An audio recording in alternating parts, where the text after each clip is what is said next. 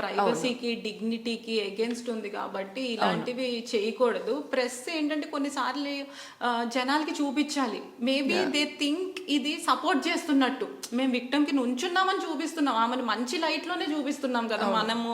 ఆమెను మేము షేమింగ్ చేయట్లేదు, ఆమె ఎందుకు ముందరికి వచ్చింది అనట్లేదు, మేము సపోర్ట్ చేస్తాం ఇది నిజమైతే అని అంటున్నాము. పబ్లిక్ కూడా అదే చెప్తున్నారు, ఒక అమ్మాయికి నుంచుంటున్నాము అలా అని తీసుకుంటున్నారు.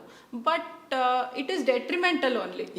మనం అనుకున్నంత మాత్రం అది కరెక్ట్ కాదు, అది వేరే రకంగా పరిణామాలు.